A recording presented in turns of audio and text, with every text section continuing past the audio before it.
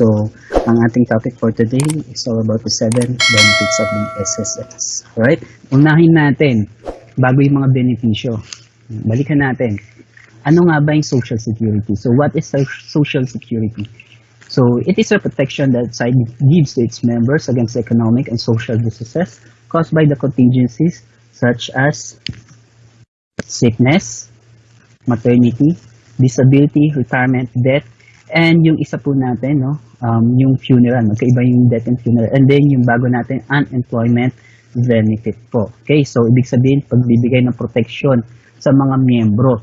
Ibig sabihin, isang ayuda o kaya isang assistance. Alright? So, kung halimbawa po naging member po kayo ni SSS, so it means na sa inyong buhay, magkakaroon po kayo ng benepisyo. Hindi po dahil lang sa ibang tao, kundi sa inyong ipon mismo. Okay? Yung iba kasi baka iisipin dahil member ni SSS, baka mamaya, syempre maraming inaasahan. Tandaan po natin, lahat po ng mga benepisyong ito, may mga kanya-kanyang qualifications. So, yun po ay pag-uusapan din po natin sa mga susunod na mga slides po. Okay? So,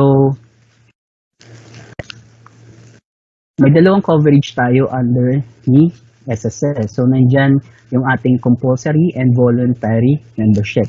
So, ang SSS po ay kino-cover ang lahat ng private sector workers. Okay? So, if ever na tayo ay merong kinikita, at least ito actually 2,000 pesos na ito ang ating minimum monthly, okay? And then compulsory natin, under ng compulsory, nandiyan employed, self-employed, household helper, OFW, and then yung voluntary po natin, separated employees and non-working spouse po.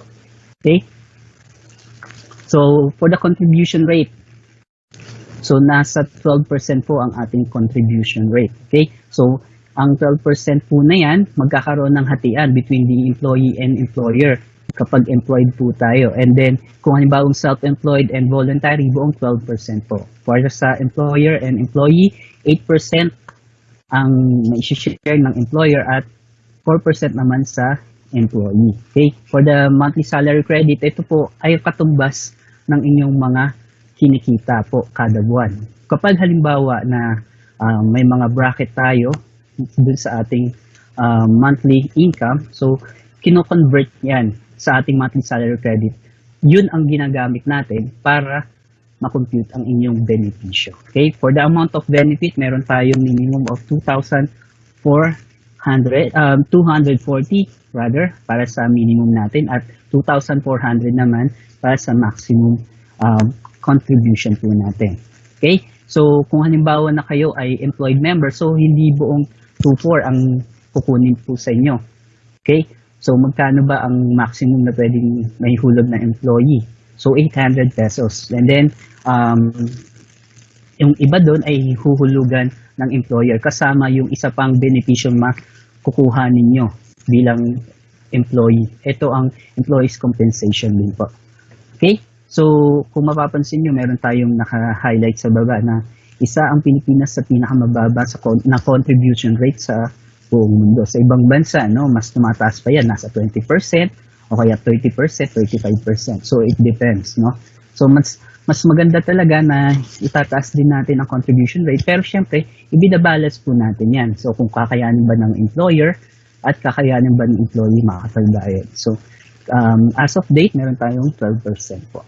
Okay? So, hopefully, sa mga susunod na panahon, tumaas para at least magkaroon din ng pagtaas sa makukuha natin mga benepisyo. Tandaan po natin na nung umpisa, ang sabihin natin, ang mataas na maaaring makuha for the maternity benefit, halimbawa, 41,600.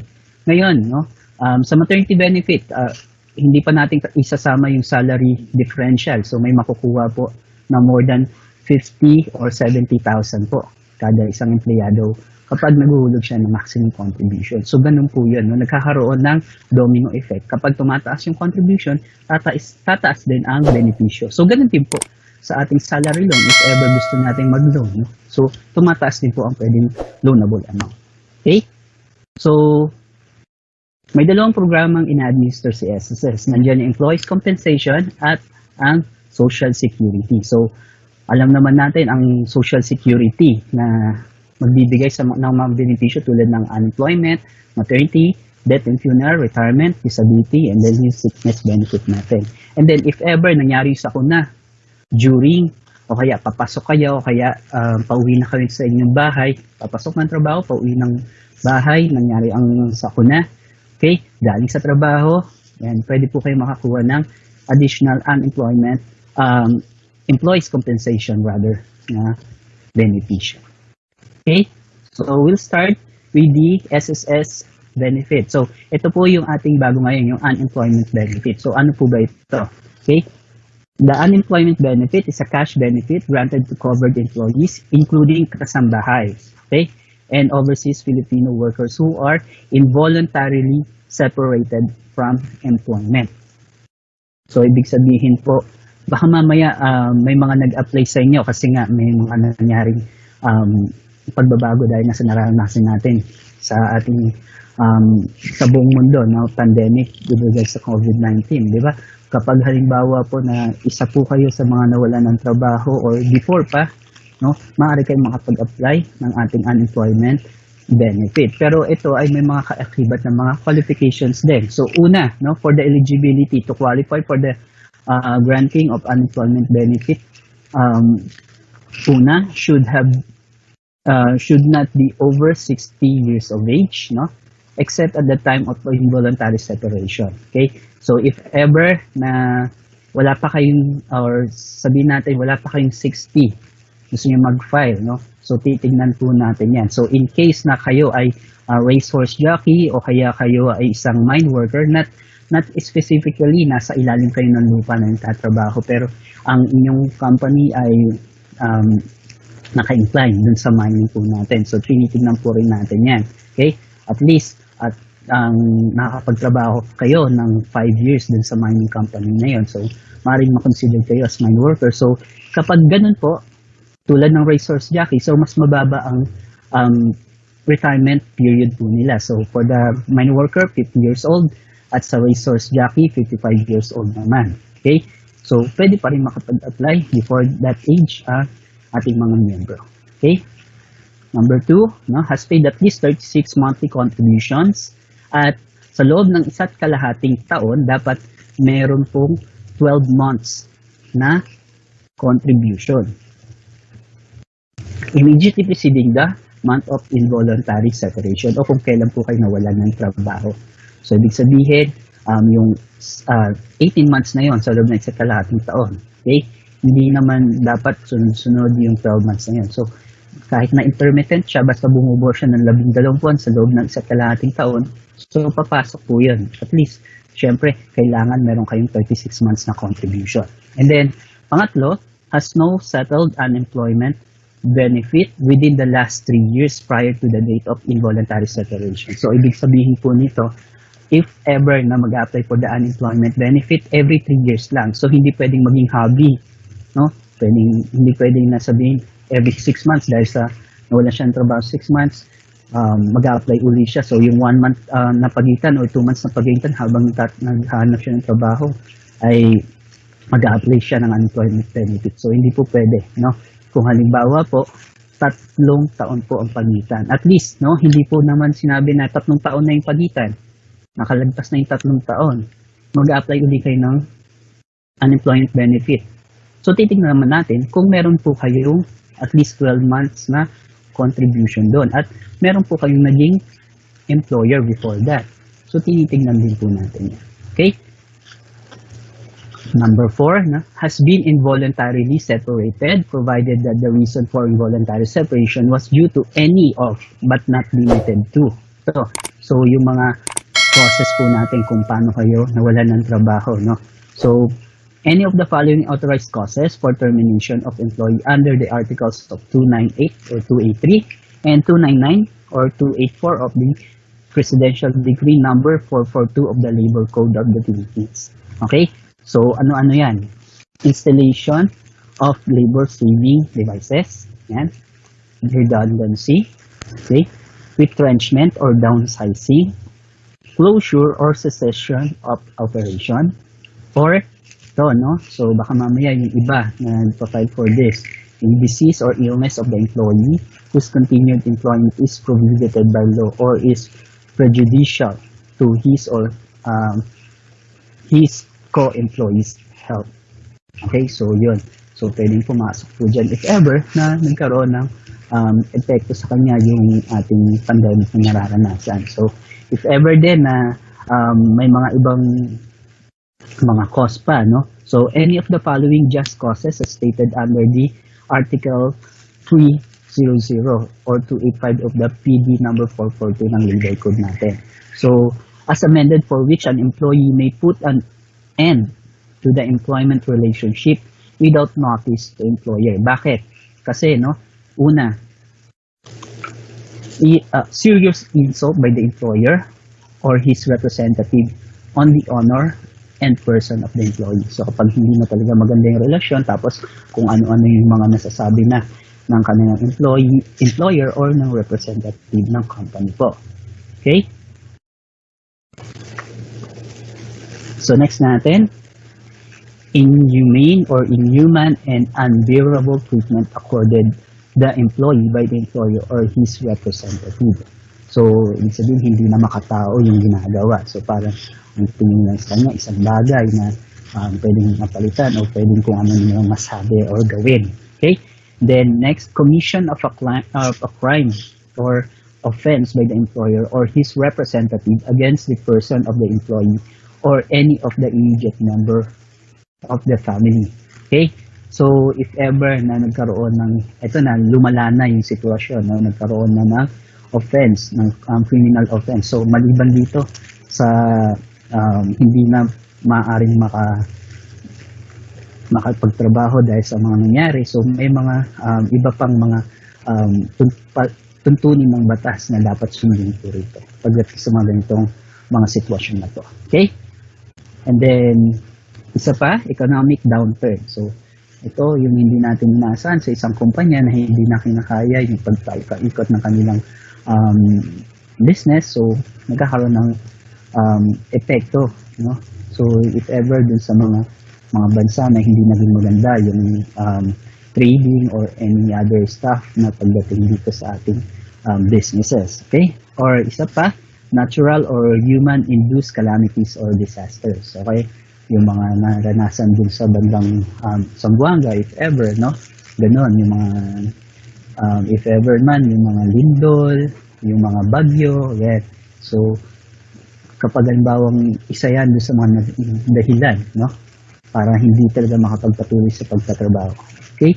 And last, no? Other analogous cases as may be determined by the DOLE or Department of Labor and Employment and SSS po. Ayan. Okay? So, yun po yung mga maaari na eligible na mga employees. If ever maranasan nila ito, an employee shall not be qualified to receive unemployment benefit if he or she has been involuntarily separated from employment under the Article 297 of PD number 442 ng Labor Code natin, no? Covering any of the following acts. So, isa dyan, if ever ang isang employee ay nagkaroon ng serious misconduct, okay, willful disobedience to lawful orders, yan, gross and habitual neglect of duties, fraud or will breach of trust or loss of confidence, no? And then isa pa, commission of a crime or offense, okay, or analogous cases like abandonment, gross inefficiency, disloyalty, conflict of interest, and then dishonesty. So ito yung mga maaaring rason naman para hindi ma-qualify ang isang employee pagdating sa unemployment benefit. So, syempre, ito yung papatunay nito, maaaring yung company mismo or magkakaroon ng deliberation, magkakaroon ng pagsisiyasat pagdating sa mga ganito pagkakataon. Yung DOLE, syempre, ang isa nating pinupuntahan dyan. Sila po magkakaroon ng investigation. Okay? Kapag ganito po yung nangyari. Minsan kasi may mga pupuntang mga employees na mag-file for unemployment benefit and then hinahanapan ng documents. Tapos wala silang maibigay ng mga certification coming from the employer. Tapos yun, nagbigay sila ng mga rason na may mga ganitong pagkakataon. Yung pala, kaya pala hindi binibigyan ng employer ng certification kasi may mga hindi magandang nangyari or nagawa yung kanilang empleyado. Okay? So, next natin, sickness benefit. So, ano ba yung sickness benefit? So, it is a daily cash allowance paid to a member for a number of days he or she is unable to work due to sickness or injury. So, kung halimbawa po na nagkasakit ang isang miyembro ng SSS, so may makukuhang sickness benefit. Kaya lang, syempre, hindi naman po lahat ng pagkakataon ay mabibigyan. So, may mga qualifications din po tayo pagdating sa sickness benefit. At isa pa, no, just in case, may mga talagang hindi siya yung common na mga sakit. Okay? Tapos, ginawa ng SSS ay binigyan mo na siya ng sickness benefit. Tapos, magtataka ngayon mga member, bakit instead na disability benefit, sickness benefit ang binigay, no? So mag-iisip sila baka mamaya dahil kasi dapat monthly pension to, bakit nila pumayag. So kaya po inuna ang sickness benefit dahil ang bayad po dito ay per day. So hindi monthly. So mas maganda ito na mas mapapakinabangan ng miyembro para sa pagbili ng mga gamot or any other expenses na pagdating sa kanyang pagkakasakit. So binabayaran siya na ang maximum po natin ay 120 days po. Okay? So, if ever na may mga qualifications po tayo, syempre, ito po yun. No? Confined at least 4 days. So, sa Pilipino kasi, mas madalas kapag naisip natin na confinement or confined, no? Nasa hospital ka agad. Dito po, sa SSS Sickness Benefit, kahit sa bahay po na na-confine, ibig sabihin nagpapagaling sa loob ng bahay. So, pwede rin po yan. Pero, minimum of 4 days. So, ibig sabihin, kung halimbawa nagkasakit ng 1 day, 2 days, 3 days, maaaring may company siya na ang company niya ay merong binibigay na sick leave. So, yung sick leave muna ang gagamitin. So, if ever din na gusto niya mag-fight for the sickness benefit under ni SSS, so hindi pa rin naman po siya makakwalified kasi 3 days. So, kailangan at least minimum 4 days. Okay?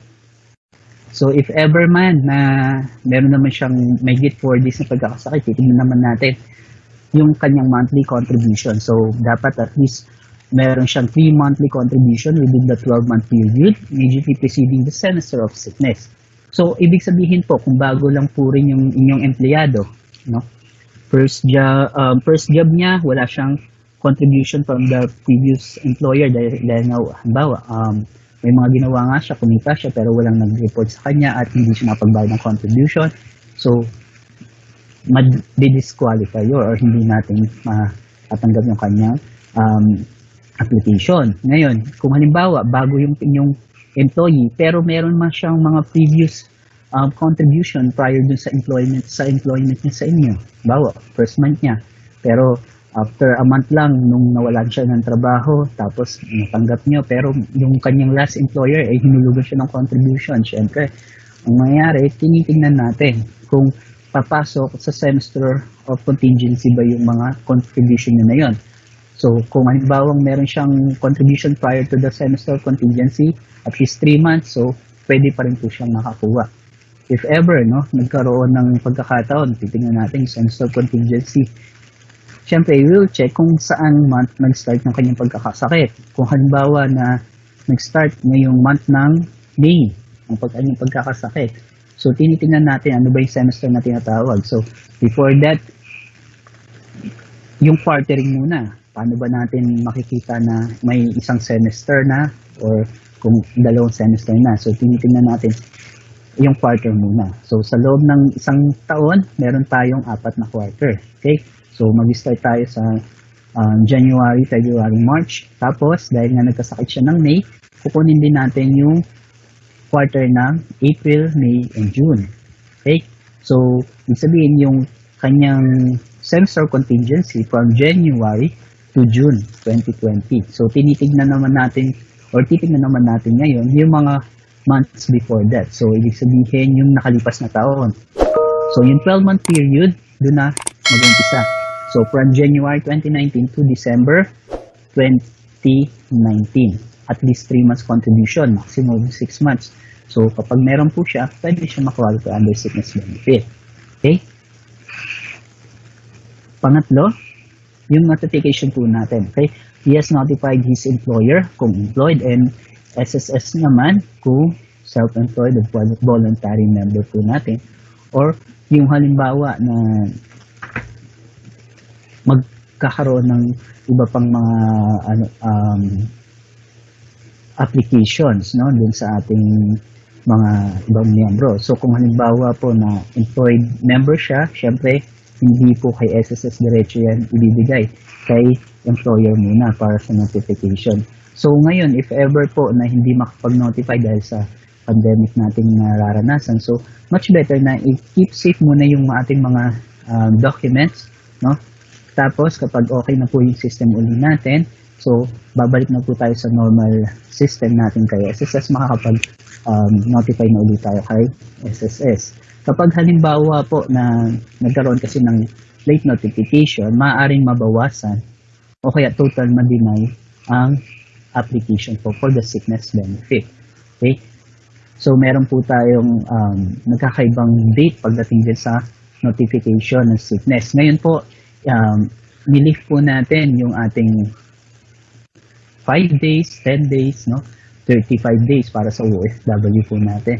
Lift natin yan, mas in-extend po natin yung notification po natin para hindi magkaroon ng late notification po. Okay? And then lastly, if ever meron ng company na binibigay ay 10 days, 5 days, 15 days na company sick leave. So ibig sabihin po, dapat exhaust muna itong mga company sick leave na ito bago makapag-file under na sickness benefit or SSS sickness benefit. No? Kapag halimbawa nagtatanong yung employees sa inyo, halimbawa employer po kayo or representative, bakit hindi pwedeng parehas kay SSS at si company? So hindi po tayo nagbibigay ng double compensation. Then maliban na lang, may mga company rin po kasi na siguro masyado nilang inalagaan din yung kanilang mga employee na maliban kay SSS, halimbawa na karoon na ng pagkakataon na exhaust na ni company ni employee lahat ng sick leave niya, tapos may kukunin kay SSS, yung ibang company nagbibigay ng additional benepisyo. So iba po yun, so company rules and regulation yun. Pero kay SS po, stick tayo na dapat na gamit muna lahat ng company sick leave bago mabigyan ng SSS sickness benefit. Okay? So, halimbawa, na 10 days. Okay?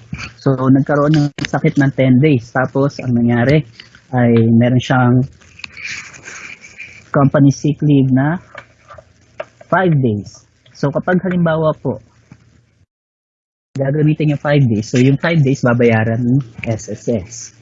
Okay? Kung halimbawa naman, meron siyang 11 days na pagkakasakit. Tapos meron siyang company sick leave with pay na 10 days pa.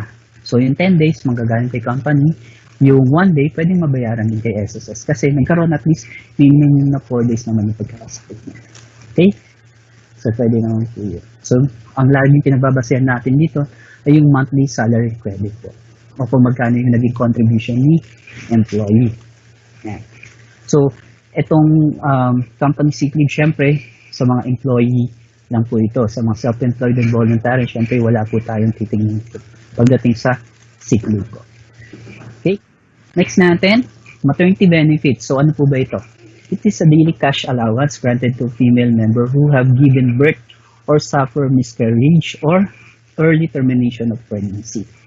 Alright? So itong maternity benefit natin, wala pa naman nabibigyan ng mga lalaking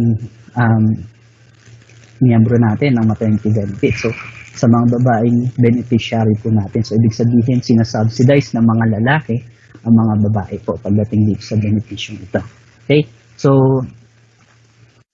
para po sa ating kaalaman, ang ating maternity benefit ay tinatawag ng expanded maternity under the expanded maternity leave law, no? So, ang ating benepisyo ay granted to qualified female worker in public and private sector. Okay? So, ibig sabihin po, pwedeng mabigyan ng 105 days, 120 days, or 60 days ang isang qualified member. Okay, paano ba magiging qualified na member? So, dapat parehas ng sa sickness benefit, meron tayong 3 months contribution, maximum of 6 months, prior sa semester ng panganganak po. Okay? So, if ever na nangyari, no, nanganak siya sa month ng May, okay? So, titingnan uli natin yung semester contingency niya and then we'll move backward ng 12 months kung meron siyang contribution. So, kung bawa, nahulugan niya isang buong taon ang contribution niya. So, titingnan naman natin yung 6 highest monthly contribution niya. So, yun ang kukompute naman po natin. Okay? So, if ever nagkaroon ng panganak, it's either normal or cesarean. So, 105 days ang ibibigay natin. Basta, live childbirth po ito. Okay? If ever naman na nanganak ang isang miyembro at siya isang solo parent, no? O kaya single mom na tinatawag. Okay? So, basta may ID siya, may patunay siya na siya ay solo parent, so magkakaroon siya ng additional 15 days or magiging 120 days po ang kanyang magiging maternity leave. So, kapag halimbawa naman na nagkaroon naman ng miscarriage, early termination or emergency termination of pregnancy, or yung tinatawag nating stillbirth. Yung stillbirth na tinatawag natin, di ba, paglabas ng bata ay wala na po siyang buhay. So, ibig sabihin po, yan, parang kinoconsider din natin siya na miscarriage or nagkaroon ng hindi magandang paglabas sa bata. So, 60 days din po ang ibibigay po natin. Okay? Halimbawa, 9 months na binuno niya, at paglabas ng bata, wala na pong buhay yung bata. So, 60 days po ang ibibigay natin. Okay? So, ang makukuha po na benepisyo ay SSS maternity benefit and additional salary differential paid by the employer. So, yung additional po na yun sa mga employed member po, yung salary differential po. So, kung magkano ang monthly gross income ng isang empleyado, so yun po yung pagbabasihan po para sa i-compute na salary differential para sa employed member po natin. Okay? Kung self-employed and voluntary member po, ang maternity benefit ni SSS, yun lamang ang matatanggap. Dahil wala naman po silang employer, no, na makapagbigay sa kanila ng additional salary differential. So, ibig sabihin, ito yung tinatawag na full pay. Okay? So, tulad ng sinabi ko kanina, no, mas tumaas na ang ating maternity benefit dahil tumaas na rin ang ating contribution. Okay? So, pagdating dito sa ating maternity leave or expanded maternity leave lot, tinatawag, so may additional na ito na PASA leave na tinatawag. Kung may PASA load, may PASA leave din tayo. So, ito yung allocation of maternity leave credits para sa child's father or alternate caregiver. Okay? So, for the father, kahit hindi po kasal, pwede. Okay? Basta nagsasama sa isang bahay at siya yung magulang ng bata, pwedeng mapasahan ng leave credits po. Okay? For the alternate caregiver naman, basta kasama sa bahay po. Okay? Siya yung isa sa magkakaroon ng pagkakataong mag-aruga sa bata o sa baby. Okay? It's either yung kapatid, yung nanay, yung manugam, yung biyanan, no? So, basta kasama sa loob ng isang bahay na employed. Okay? Mapa-government man yan o mapa-private. Basta employed po siya. Ibig sabihin, meron siyang employer na magbibigay siya ng additional leave credits po. Okay? Ilang days? Maximum of 7 days. So, depende po yan sa inyong mapag-uusapan kung ilan ang bibigay na additional leave. So, pwedeng 2 days, 3 days, 5 days, o maximum of 7 days. So, itong leave credits po natin ay pwedeng gamitin, no, ng pre o kaya post, okay, maternity leave. Okay, halimbawa sa maternity po kasi, no, pwedeng magamit before na magkaroon siya ng pwedeng gamitin niya yung leave niya before siyang manganak. Okay, halimbawa a month before ng kanyang due date, siya ay pinag-leave na. So, pwede niyang gamitin yung maternity benefit niya bago siya manganak. So, at the same time, yung leave credits po nung kanyang alternate caregiver o kaya ng child's father ay pwede rin magamit. Okay, that by that time. Kapag halimbawa po, syempre sa babae po na nanganak, kailangan po kung gagamit ng maternity leave kagad, dapat may matitirang at least 60 days, no, after niya manganak. Okay? So si alternate caregiver pwedeng gamitin ng intermittent yung 7 days na yun kasi additional leave credits po ito. So special leave credits po ito as a child's father or alternate caregiver. Okay? So next natin,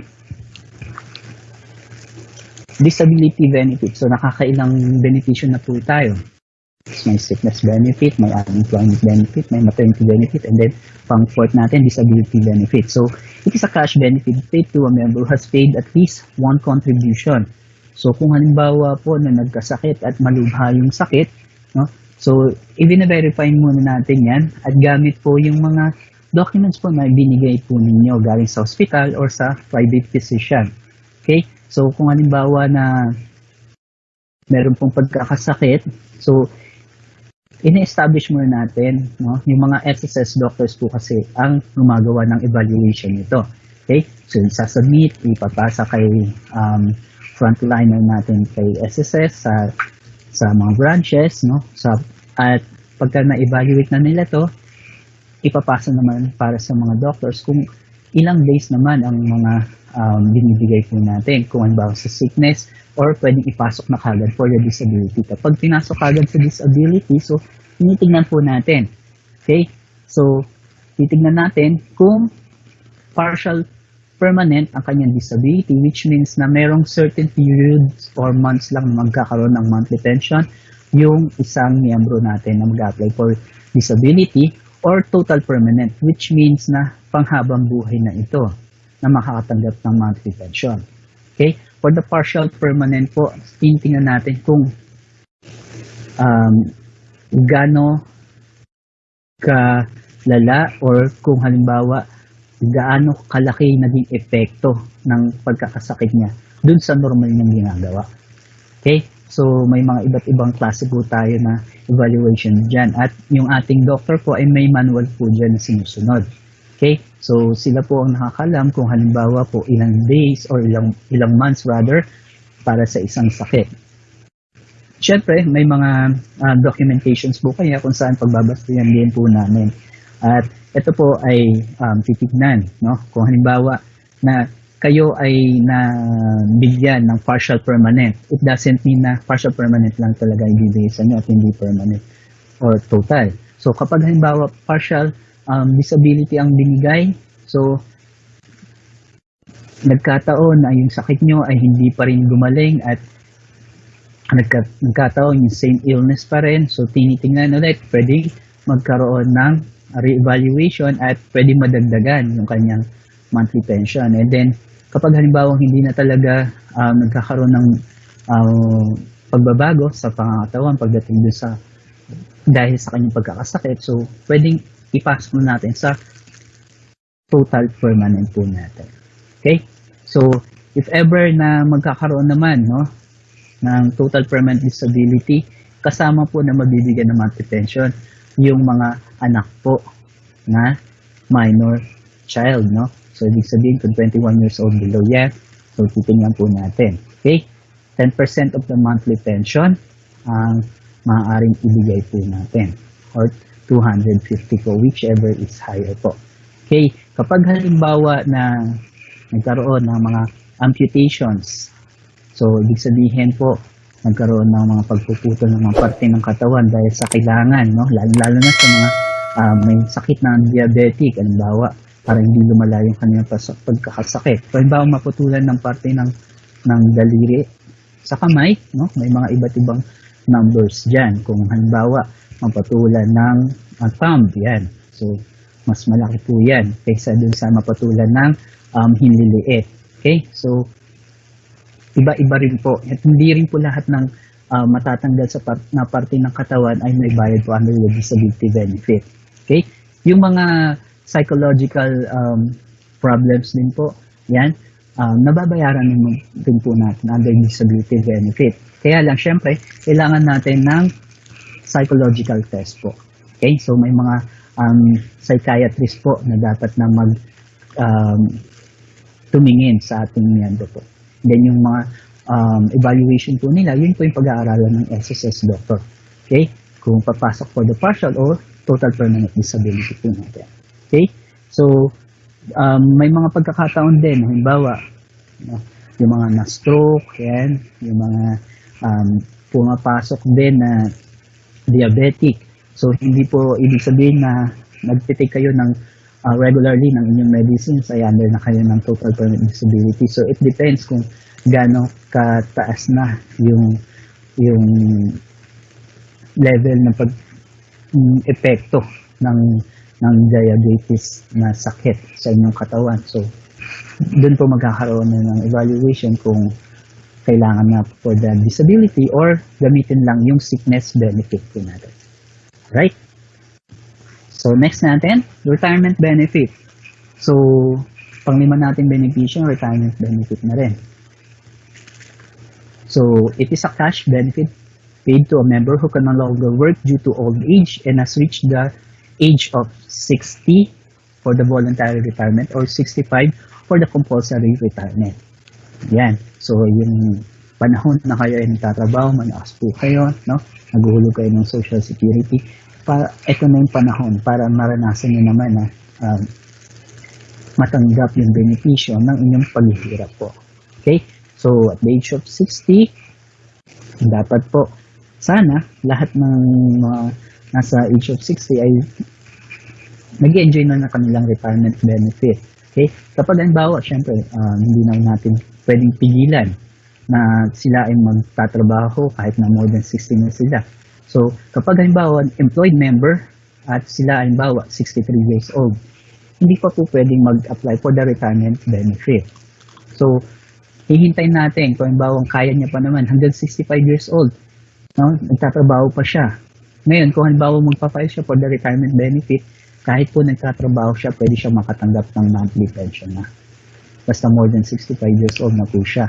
Kapag halimbawa na nasa 62, 63 years old, nag-iisip na magtatrabaho at the same time tatanggap ng monthly pension, dapat mag-decide lang siya. Yung isa lang po muna. Kung gusto niya munang magtrabaho, syempre wala po siyang monthly pension. Pero kung gusto niya enjoy yung monthly pension, syempre dapat i-report din po siya ng kanyang employer na nag-resign na or kailangan naman tanggalin dahil isa na yun sa evaluate na dapat mabigyan ng monthly pension ng company.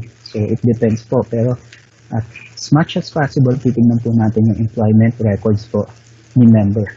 Okay? So, maliban dyan, no? Para sa monthly pension, para makakuha ng monthly pension, dapat at least 120 months ang contribution prior to the semester of retirement. Kapag halimbawa po, at the age of 60, month of May ang birthday ninyo. Okay? Naguhulog kayo ng contribution regularly. So, pumasok month of May yung inyong 120th contribution. So, hindi naman po pwede na mag-a-apply kayo ngayon para dahil 60 years old na kayo para pumasok yung inyong 120 months na contribution para magkaroon ng monthly pension. So, ang gagawin po natin para pumasok po kayo sa monthly pensioner, so, maghihintay po tayo ng ilang buwan pa para kayo ay ma-qualified sa monthly pension. So, ibig sabihin po, titignan pa natin yung semester of contingency or semester of retirement po natin. So, mag-adjust po tayo ng ilang buwan. Halimbawa, May ang ating pagkakaroon ng 128 at the same time, yun yung 60th birthday nyo. Okay? Hindi na kayo maghulog kasi gusto niya na enjoy yung retirement benefits. So, ang semester of contingency po ay titignan pa natin. So, anong month? Anong quarter? Yung buwan ng May. So, second quarter yon. Okay? So, we will move forward pa ng isang quarter para makuha yung semester of contingency. So, bawa ang month of May ay second quarter. So, yung third quarter kukunin din natin. So, kung ano yung mga months na belong to that, okay? So, April, May, June, July, August, September. Okay, yan yung semester of contingency mo. So, mag-apply ka for your retirement sa month ng October para pumasok pa rin yung inyong 120th contribution at magkaroon ng monthly pension. Okay? So, if ever more than 120 months ang contribution ninyo, much better. Tandaan po natin, minimum lang po yung 120 months. Okay? So, the higher the contribution, the higher the benefits. For the age po, ayan, may optional tayo na 60 and 65 years old. At para sa mine workers po natin, no, under the Republic Act 10757, effective April 27, 2016. At the age of 50, yung mine workers natin may option na for the retirement. At the age of 60, technical retirement na po ito. Okay? Magkaiba po ang age bracket natin pagdating sa mine worker at sa mga regular retiree po natin. At isa pa yung mga resource jacket po natin. Okay? So, technical retirement ay 55 years old po. Okay? So, kapag halimbawa po na tayo ay may mga kilalang mine worker o kaya resource jacket na alam natin na pumasok na sa age na ito, so, maaari po natin masabihan din po sila para at least kahit pa paano, medyo bata-bata pa sila, ma-enjoy na po nila yung kanilang retirement benefit. Right? So kapag halimbawang retiree, pensioner na, so kapag may mga minor children na kasama na maipasok bilang anak, so masasama yan sa monthly pension. Kapag halimbawa yung isang anak ay more than 21 years old na, kaya lang siya ay mentally or physically challenged, hindi kaya mag-provide para sa sarili, yan, pwede rin po na maisama pa rin as monthly dependent po na yung pensionado natin. Okay? So, for the date of retirement, ayan.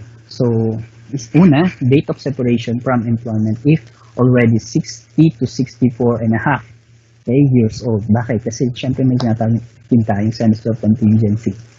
Right? Ating separation from employment. So, ito po if ever man. Ngayon, isa pa, syempre on the 60th birthday if already separated. Okay? Kapag halimbawa naman 65 years old na, regardless kung employed or not, so mag-enjoy na po ng retirement benefit. So pwede rin po, no, halimbawa, at the age of 60, meron ng 300 contribution ng isang miyembro. So well off naman siya, hindi niya naman po siguro kailangan pa yung retirement benefit. At the age of 65, hindi pa rin po siya nag-apply.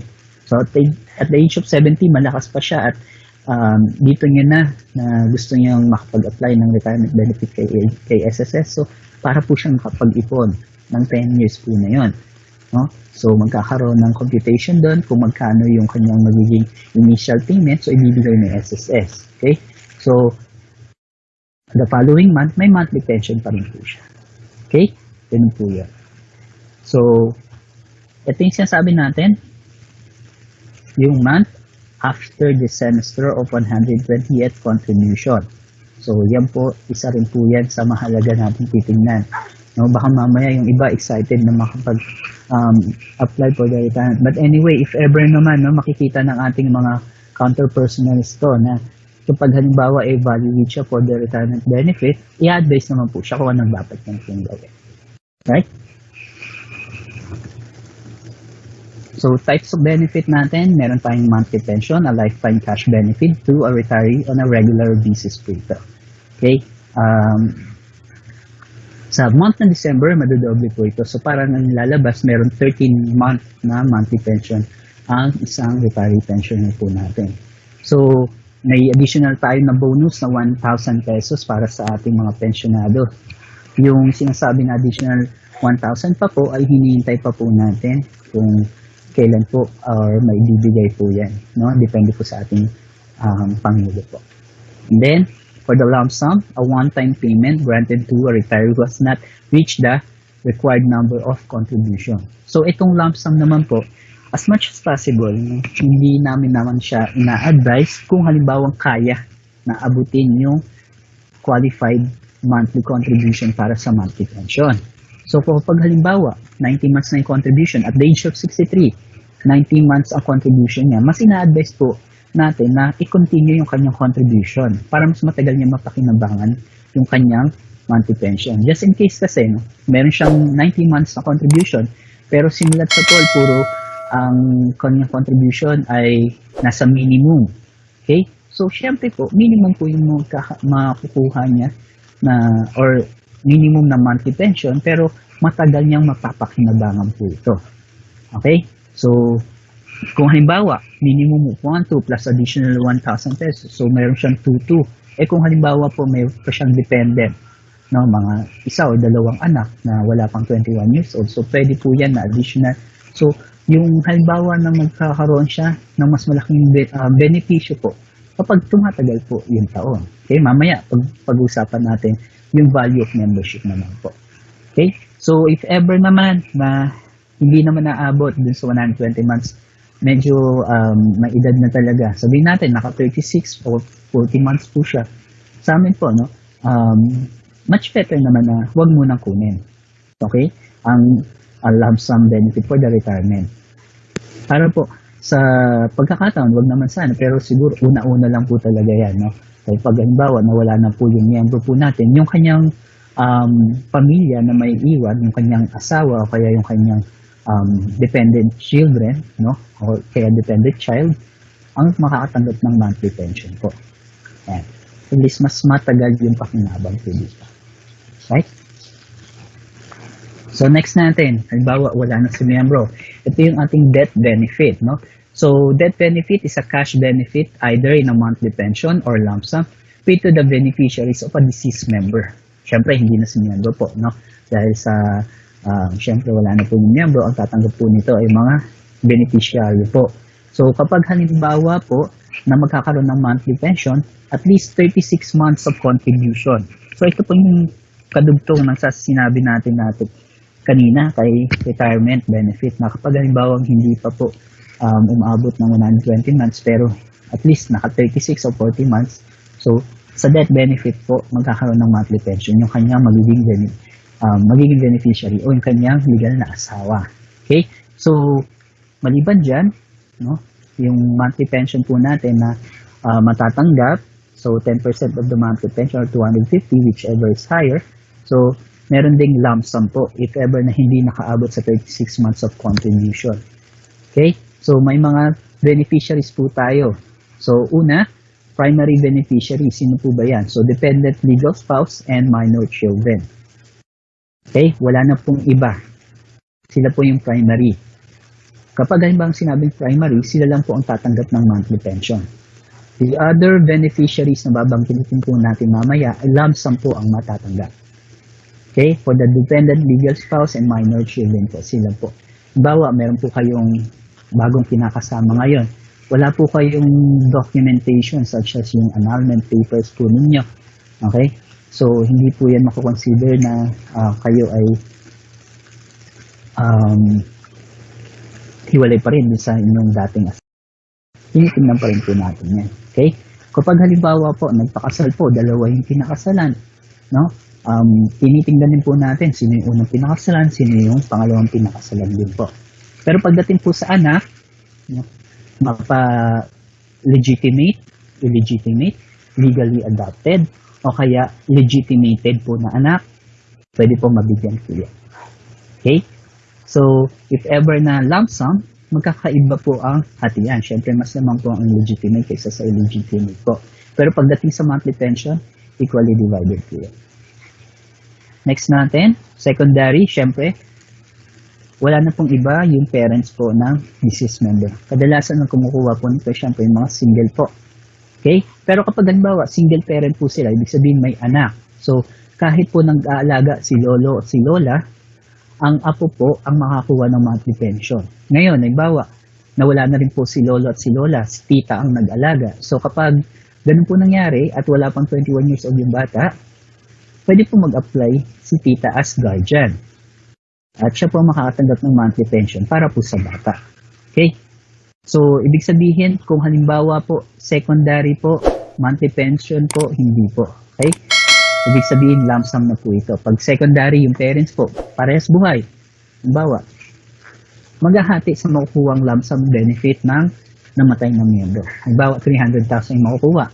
buhay si nanay tsaka si tatay. So, tag 150,000 sila. Okay? So, kung halimbawa, isa na lang yung nabuhay, halimbawa, si mother lang o si father lang. So, sa kanya po lahat mapupunta, kahit po may kapatid siya. Okay?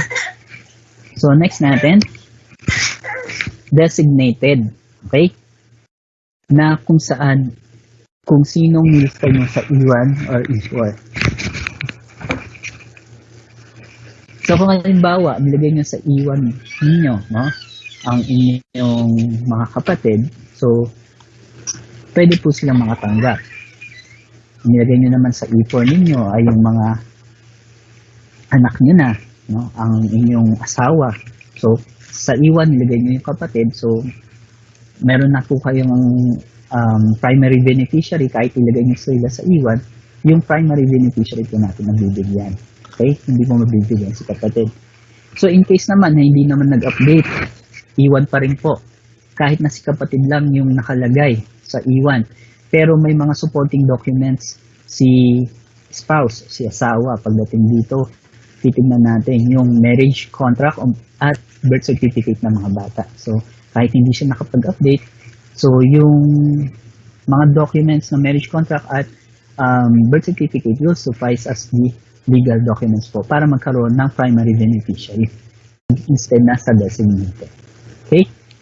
Then, lastly, kung halimbawang totally wala tayong primary, secondary, or designated, halimbawa, may isa sa E1 or E4, wala na rin, patay na rin.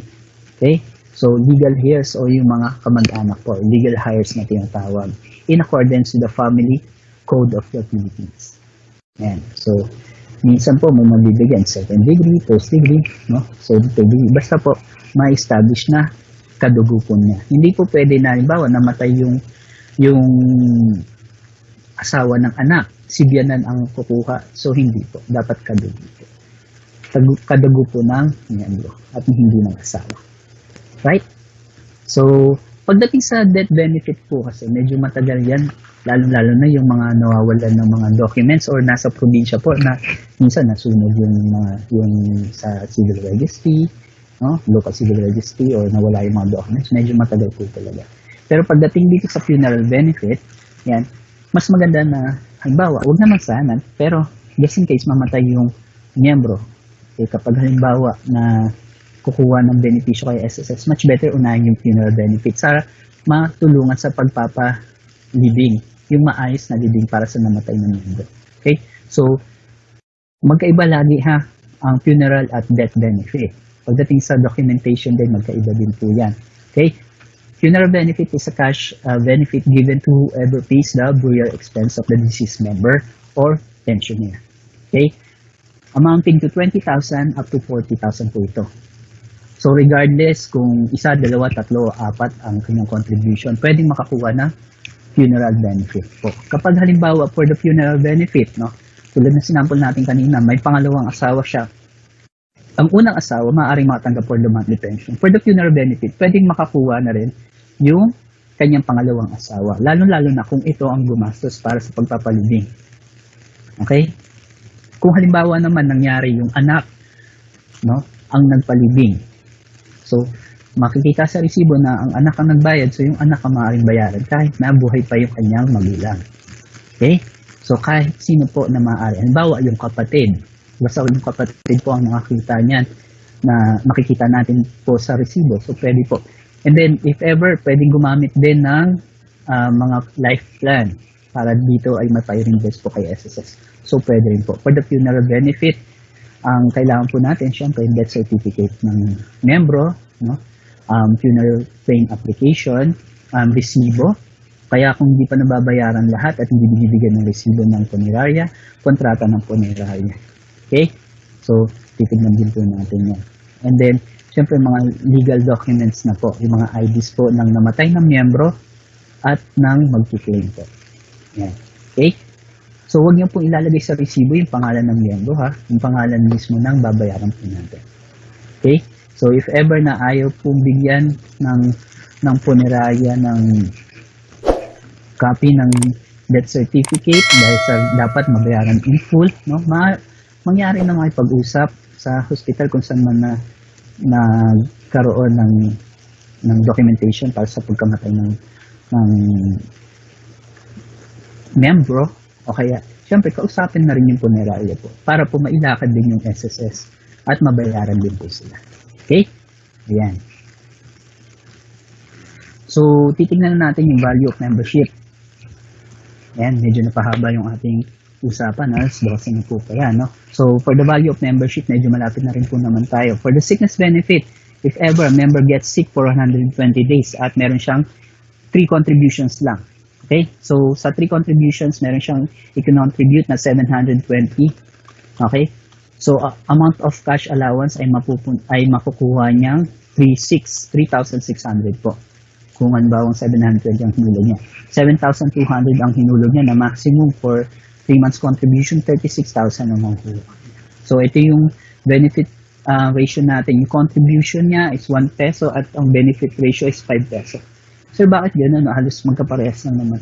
So, lagi po natin tatandaan. Sinasubsidize po natin dito yung mas mababa po yung kinikita po. Okay? So, wag naman po sanang sumama yung loob nyo kung mapapansin nyo, halos parehas na po ng benepisyong nakukuha. Kasi po, kahit pa paano, mas mataas pa rin po naman ang makukuha yung benepisyo, although mataas din yung inyong kinontribute. Okay? For the partial disability benefit, social contributions natin, yeah, sa loob ng 36 months sa posted contribution, yung member na approved pension niya for 2 years, yung 8,600 na i-contribute mo, magkakaroon ka ng benepisyo na 64,000. Okay? For the 86,000 naman na kinontribute mo, 86,400, 246,000 ang magiging benepisyo po ninyo. So, up to 7 times in return po ito. For the total disability naman, halimbawa, so 36 months na mahulog, meron tayong nahihulog na 8,640. Okay? Sa loob ng 5 taon, ang nakukuha or makukuha ay 160,000. So, pansinin niyo po, no? 19 times in return po. Kapag halimbawa, maximum of 86,400 yung kanyang kinontribute, 615,000. Yan. So, tulad ng sinabi natin, pagdating sa contribution and benefit ratio, syempre, nasa-subsidize po natin yung mas mabababa po yung naihulog. Kasi maliit din po yung kanilang kita. So, yun po yung tulong po natin sa kanila. Okay? For the retirement, yan, sa loob ng 20 years na contribution at 20 years na pag-receive ng pension. 57,600 ang naihulog mo. No? Sa loob ng 20 years, ang nakuha mo na o makukuha mo ay 884,000. Okay? So, para sa paghuhulog naman ng maximum of 576,000 sa loob ng 20 years, ang makukuha naman or nakuha ay 2,418,000. So, talagang malaki kasi ito ay 15 times in return po. Yan. Okay? So, for the death and funeral grant naman, so, biruin mo minimum of 1 contribution lang. Okay? 240 ang binayad. Pwedeng magkaroon ng 32,010 pesos na benefit, lump sum benefit po ito. Okay? So, halimbawa namatay naman at meron siyang 2,400 na naihulog. Ito po ang makukuha. Huwag naman sana, no? Huwag naman sana natin na dahil sa may makukuha mas malaking benepisyo, so maghulog ka ng 2,400. Okay na kasi more than 100,000 makukuha. What if naman na matagal kang mabubuhay, syempre may makukuha ka. Hindi naman sa nila lahat. Pero if ever, no, magkaroon ng sakit or any other things na kailangan mo para sa buhay mo, pwede ka makapag-loan. At least may contribution ka, papakinabangan. So if ever yung benepisyo na yun, syempre makakatulong sa iyo. Kapag halimbawa sa isang babae, nag-contribute, syempre ang tendency talaga kapag nabuntis ng babae, magkakaroon ng monthly, magkakaroon ng maternity benefit. So, yun po ang ating gusto rin ipakita rito.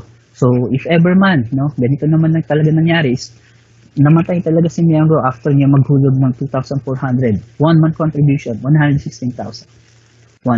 So, up to 133 times in return po. Okay? So, simple comparison between the Social Security and private insurance. Limited scope pagdating sa insurance natin kasi yung contingencies covered natin. Depende sa binabayaran. Pero kay SSS, from womb to tomb po ito. Okay?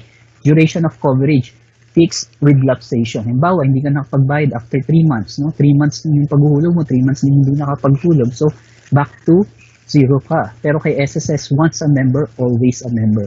At isang SSS number kada isang member lang po. Okay?